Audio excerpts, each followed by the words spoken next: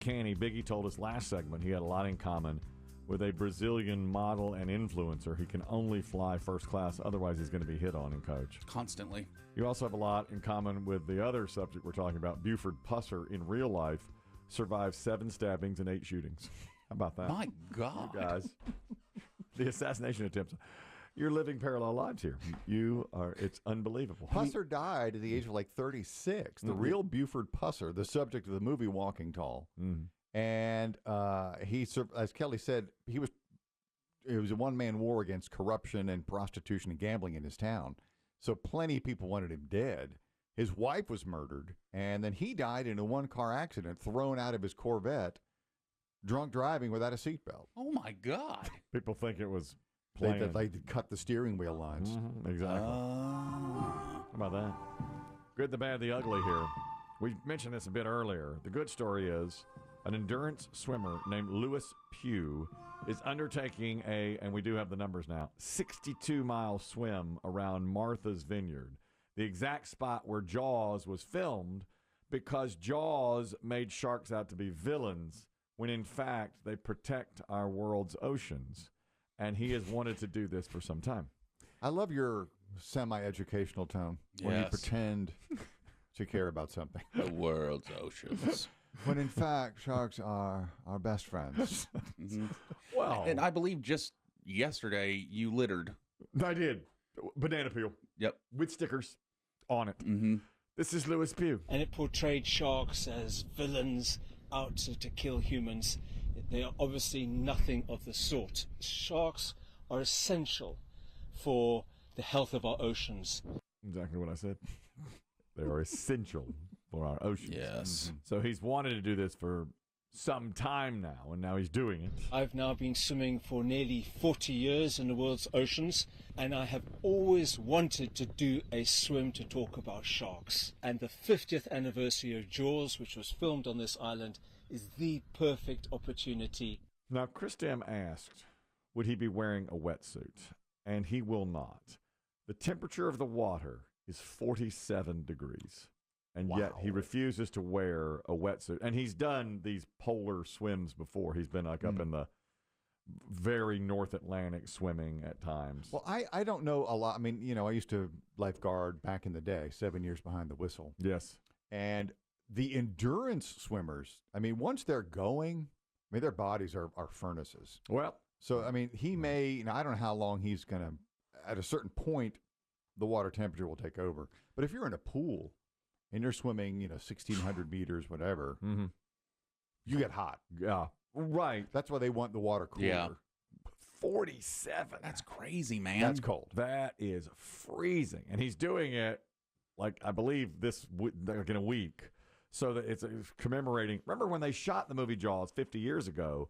It was cold. The water was cold. Yeah. And when they had to get into it, all those actors talk about how cold it was. Was that released like 4th of July or Memorial Day? I don't recall. I think it was as middle, like June or July, where they came out with Jaws. So for the 50th anniversary, he's doing it, and he says it's a long swim. The swim, I think, is going to take me 12 days to do. It's a very long swim. The water is incredibly cold, and there are obviously great whites in the water. I wasn't aware of that either. We have great whites up in the Martha's Vineyard area. I felt like the movie Jaws pointed out that is a rare occurrence, but he says, there's great whites up here now. I will tell you, I do believe it is rare, because when one is up that way, I do recall it making the news, because, they'll track and ping sharks, and they'll be like, there's a 20-footer off Martha's Vineyard, play the Jaws music. Well, 25. Sorry. They should be here saying that. Come on. Yeah. You know what this guy, Lewis Pugh, says is that he's swum the world's oceans for 40 years, and he has seen such a drastic change in them because of water temperatures rising. There are more sharks in this area now. They have to go to colder water, and so they're going toward Martha's Vineyard. I thought he was going to say they use Gen Z terms now when he sees them. Sup, bro? Your father would be ashamed. I remember when a great white was a great white. You're no great white. No, you're not even trying to bite me. A final message from Lewis Pugh. Obviously, when you're swimming in close proximity to sharks, it is frightening. But I am much, much more frightened of a world without sharks. That's what I said. Wow. Mic drop. Boom. That's over. See ya. That's it. He's swimming it. That's done. 12 days, 47-degree water, 62-mile swim. So is he swimming around the clock, or is he going to, like Biggie said, go home at night? He has a boat. Or sleep on Yeah, the boat. I bet he anchors a boat and sleeps there. So if he's doing 12 days and 62 miles, my math tells me it's a little over 5 miles per day. So that's and maybe that's all that he can take with that kind of I was water. going to say, with that cold of water. Maybe that's how it is. That's the good story. I'm an environmentalist. I guess. Jaws was released like 2 weeks before the 4th of July. All right. So mid-June. So there it is. Yeah. So he'll do it over 12 days, starting soon, to commemorate the 50th anniversary of the movie Jaws, which, of course, drove us away from the oceans and made it seem as if sharks were villains, which they absolutely are not. You know, my friend, I've showed you my college buddy George. He's been in the Bahamas for weeks, just hanging out with tiger sharks. Yeah, that's what he does. But they never bite him because he's on the bottom. It's the swimmer Pew. He's going to be swimming at the top. On the top. That's how you get the shark's attention. Now, Biggie said, "What if a shark just rips him apart?" Can you imagine? God, that would Guy doing what you love.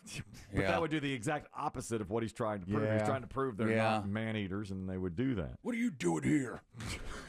It's too cold for you. They don't know. Good story number 2. Olivia Morris has recently become engaged and gotten married to a man named Bradley Blizzard. Bradley Blizzard has that last name, and it gave Olivia Morris an idea. She went to Dairy Queen and said, could you possibly fund all the sweet treats at our wedding reception? Blizzard himself said for years people have said similar things to him. I've heard it for 30 years now that I should somehow get involved with Dairy Queen. So when the CEO of that region, Texas, of Dairy Queen, the manager of the entire Texas Southwest region, heard about this, he said, let's do it. Yeah, Mr. Chicken Strip, he showed up yesterday. Mr. Steak Finger, they keep contacting us. After he did it, people came in and said, yeah, my last name's Steak Finger. How about you cater my wedding? Do they sell something called the Steak Finger? I don't know, but this is why we can't have nice things. Yeah, I mean, This is the CEO. stay in your lane. Yeah. The CEO tries to do something nice, and this is what we do as people now. My last name's Chicken Finger. What do I get for free? What do I get free? God, I hate us. Yeah, Mr. Chicken Strip, he showed up yesterday. Mr. Steak Finger, they keep contacting us. Order for Steak Finger? Finger? Steak Finger? What do they get it for free? Oy. Boo-hoo. They took a bunch of blizzards into their reception. That's cool. And did it totally for That's free, fun. completely for free, because that woman took to her social media and said, hey, I'm marrying a guy named Bradley Blizzard. And now they have customers for life. This is Bradley Blizzard. My future in-laws came into town last night, and they were like, hey, let's go to Brahms. And I said, no. You don't understand. We're Dairy Queen spokespeople now. Like, we're going to Dairy Queen. Bronze is a competitor in Texas. Oh, I didn't know that. Of Okay. Dairy Queen. I didn't know what it was either, but apparently they also serve That's cool. ice cream and sweet treats. And yes, they all walked in. I saw a video from the wedding reception. They all had their blizzards out. We went to a wedding a couple weeks back, and the couple had met at a Chick-fil-A. Nah. The bride was a customer. Yes. Excuse me. The groom was working at the Chick-fil-A. And at the end of the reception, the wedding planner came through the reception hall. Everybody got a Chick-fil-A sandwich. That's nice. In the little That's bag. cool. That's really nice also. And I remember there used to be Krispy Kreme wedding cakes. They were kind of the fad there for a minute, where they'd stack them up to look like a cake, but everybody got a donut. They were glazed donuts to look like a wedding cake. And that was a pretty neat thing, too. Isaac, you're talking about the Steak Finger over at Dairy Queen. Yeah. Oh, yeah, I'm from Texas, man. They have a steak finger basket. When I moved up to South Carolina, I asked for a steak finger basket. They were like, what? Huh? Yeah. What? Dairy Queen, yeah. Then, I'm like, Dairy Queen has the best steak fingers down in Texas. I mean, gravy, French fries, Texas toast. Oh, we don't know them. We don't know the Steak Finger. Yeah. I wish they had them here, man. Believe me. So is it like a chicken strip, just using steak? It's pretty much like it's pretty much like a steak finger with breading. Yeah, it's about the size of a chicken finger. Yeah, Okay. It's awesome. That sounds Well, really it's Texas. They love the beef. clearly. True. And so the CEO there said, yeah, People coming in saying, Steak finger. Next time anybody goes to Texas, we getting steak finger? give us a steak finger. Heck yeah, I'm in. I don't eat. Oh, yeah. That's right. I don't Johnny eat- Judgmental's here. I I don't won't eat things that end in finger. Can't go over to a Dairy Queen. I hate to You have any say. chickpea fingers? If they had You have any banana fingers? You'd be run out of Texas. maybe a salad, something like They a throw you salad. across the Rio Grande. The other way. And stay out. That's right. Bad story. Investigation is underway after video shows an Uber driver pointing a gun at passengers in the Hollywood area. It was posted on social media. The driver had told the passengers to get out of the car. No reason why. That's when they started rolling video. And the woman's eyes were wide open and staring into the back seat. This is the Uber driver. This is the exchange. Get out of my vehicle right now. She got them crazy eyes. Get out. Get out. That's when the gun She got came. them crazy eyes. She's right. She does. She does have crazy eyes. I'll tell you, as you go through life, you meet people, and you see when they have crazy eyes, a lot of times it ends up being dead on accurate. They crazy? They crazy. She gave a look, and that's when she said the word crazy eyes, that's when the gun came out. Get out of my vehicle right now. She got them crazy eyes. Get out. Oh. Get out. Whoop, whoop, whoop. Get out. That's it. I'm done. It's over. So now they're trying to find. Uber has said 0 stars. 100%. Uber said this is concerning. We are looking into the incident, the safety and Yes, comfort of our passengers. But they need to. Will they stand behind their driver? I mean, I don't. You probably can't pull a pull a weapon. gun. Yeah. That was the issue there. They're concerned about the weapon. But now we don't know what led up to it. The passengers took the phone out when they called her crazy eyes. There's been a dispute over overcooked biscuits at a Popeyes in Charlotte.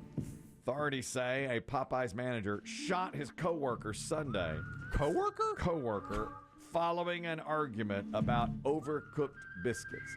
A customer witnessed the altercation, which started with a physical fight outside the restaurant.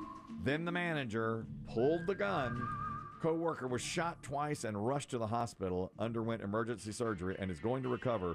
The manager, who is 22, has been charged with attempted first-degree murder. The issue was the manager said, "You're overcooking your biscuits." The employee said, "I like my biscuits this way," and they went at it. And to close down the whole Popeyes.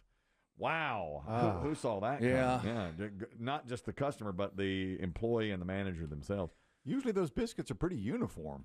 Yeah, and but I'll tell you, I could see somebody going rogue, Well, apparently. Yeah. saying, and already the Popeyes biscuit is known to be very, very dry. Is Why it? didn't I know that? Is Oh it? yeah, I know you guys don't, but it's known. I mean, there's all kind of memes about, choking on Popeyes biscuits. For example, one I've always enjoyed is a woman in bed says, "Choke me, daddy," so he hands her a Popeyes biscuit. No, that's a world I'm just not aware of, nor can I condone. I've only had that Popeye's chicken sandwich, which doesn't have a biscuit. Have you had Yeah. the biscuit? At Oh Popeyes? yeah, very dry. Is it? Very good, Yeah. but they are a dry biscuit. Mm-hmm. But I could see somebody going rogue Well, yeah. and saying, it says cook 8 minutes. Well, I like mine a little Yeah, darker, so I'm going to cook toastier. it for 10. Well, don't you I would think they just put it on the timer at 8 minutes every time. It just tells you. Here's Probably what you have to adjusted, do. though. Yeah. You don't think it just says biscuit, Maybe now. or do you have to yeah. set a timer? It may just say biscuit. Well, that was the thing about I worked local. I was barbecue local. And so our fries, our hush puppies, depending on who had them, if I had a heavy hand on those things, they'd be a little more A little darker, lighter. darker, Yeah. Barbara liked her hush puppies still half raw in the middle. And she said, She said they would cook while they were under the heat lamps and finish up and be just perfect. But I never wanted to take that risk. I didn't want a gritty puppy. Yeah. So you erred on the side of more time in the grease? Mine were more firm when they came out and darker. And then sometimes you forget about them by accident and they'd be terrible. You have something you have to throw away because you burned them like that. I hate to see it turn You to might violence. get shot for that. It today. Sure turned to Throwing violence. away That's food. for sure. Man. Ugly story. Man in Los Angeles came home late Saturday night after being away for 2 days. When he put the key in his door, he looked inside and saw his house had been ransacked. He looked closer and found a naked man sleeping in his bed. This is the victim himself, the homeowner, who came home and discovered this. and says, of course, it was incredibly frightening. As I stuck the key in, I could see the entire kitchen had been ransacked. Completely naked, sleeping in my bed. He was yelling to me and my friend and also the officers, "I'm going to kill you, I'm going to effing kill you." He ate a box of ice cream sandwiches. He ate Dole Whip, a whole box of Beyond Beef burgers. He stuck in the microwave, cooked them, and then ate them. And then spit a big wad of gum the size of a softball, like on my kitchen table. The man said he had a... I'd be pissed too if I ate Beyond Beef burgers. This isn't real meat. I need the ice cream sandwiches to wash out the taste. That's right. Uh-huh. He was cussing at me. He was angry. Yeah, because you made him eat Beyond Beef burgers. The guy said that he had a bucket of bubble gum, 60 pieces in there, and to get a size of a softball. He chewed it all. He chewed every bit of it. Every piece, and spit out a wad of bubble gum the size of a softball on his kitchen table. Now, he was naked when the guy got home from his mini vacation. It was just like that. Remember, and we always play this if someone's naked in a home. Here locally, there was an intruder in a home under a bed, naked, while a young man and his girlfriend were up in their bed. And we have the raw audio from the Fox affiliate who was covering it. They were preparing him for the interview. And he said, well, I was getting ready to... We were going to have sex. Have sex with my girlfriend, and the guy was under the bed. I was upstairs having sex. How do I explain that? You don't have to say that. You can say that you were upstairs in your room in the bed. So I'm in my bed. In my bed laying with my girl? Yeah. Okay. I was in my bed laying with my girl. Just like we rehearsed it. Laying with my girl. Non-sexually. I'm laying up on my girl, and he hears something. And I heard some stumbling or rumbling or whatever under my bed, and I thought it was my dog. And I remembered I locked him in my cage because, you know, he'd be up there bothering me and stuff with my girl. He walked in the bedroom when he was already in bed. Yes. With the door. He opened the door and went under the bed. I was doing my thing. Right. Okay. I was doing my thing. I'm doing my thing, getting with my girl. Just sexing her down. Walks in and gets under the bed while that's going on. You'd have thought he'd already been there, wouldn't you? Yeah.